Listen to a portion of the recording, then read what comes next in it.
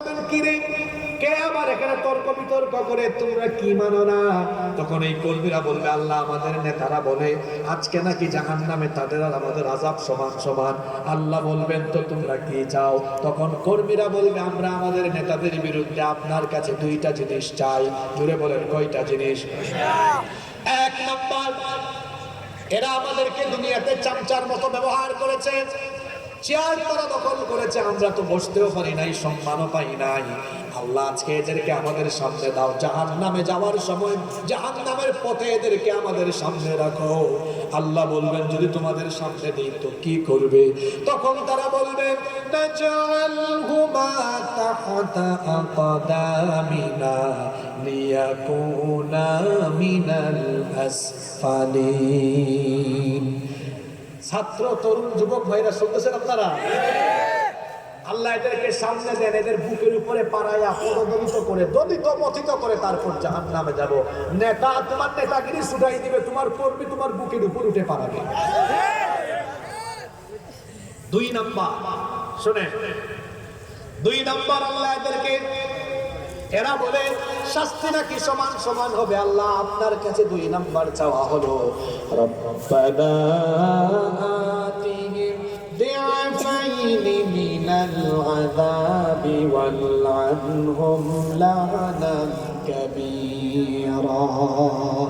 আজ আমাদেরকে জাহান্নামে আপনি যে আযাব দিবেন, আমাদের আযাবের সমপরিমাণ নয়। আমাদেরকে যে আযাব দিবেন, আমাদের নেতাদেরকে আমাদের আযাবের ডবল আযাব দিবে। নেতা কর্মীর উভয়ের অবস্থা হাসরে হবে এটা।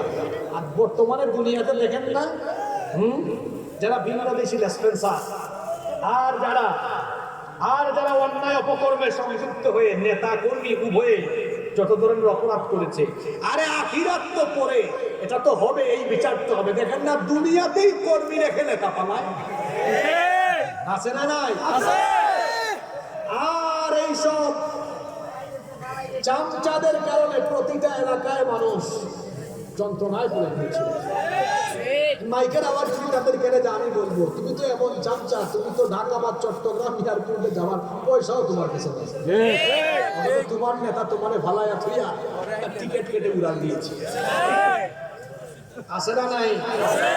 যুবক তরুণ ভাইদেরকে আমি আজ বলে যাচ্ছি, আমার ভাইয়েরা অনুরোধ করছি, আমিও যুবক, আপনারাও যুবক, এই যৌবন বয়স কারো কাছে পর্দা দিবেন না, বন্ধক দিবেন না, কারো চামচামি করবেন না।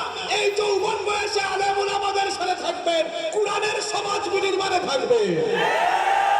নারে তাকবীর, আল্লাহু আকবার, আল কোরআনের আলো, আল হাদিসের আলো, আল্লাহু তাকবীর।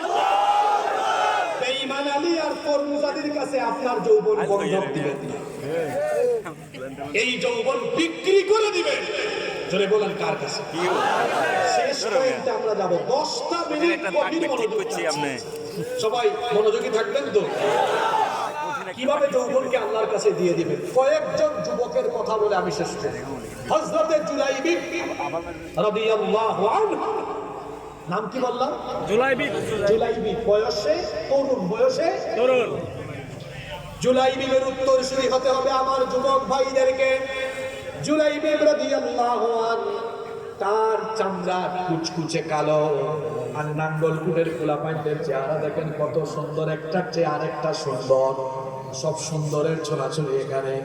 আর জুলাইবির কথা বলছি, এখানে সুন্দর সুন্দর ছেলে আছে না? আমার সামনে যেগুলো বসছে এগুলো তো সুন্দর, সব সুন্দর।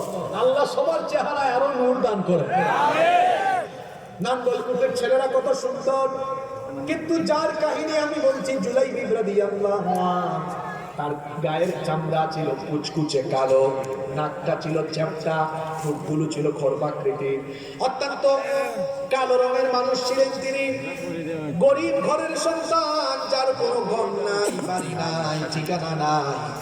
ঈমান আনার পর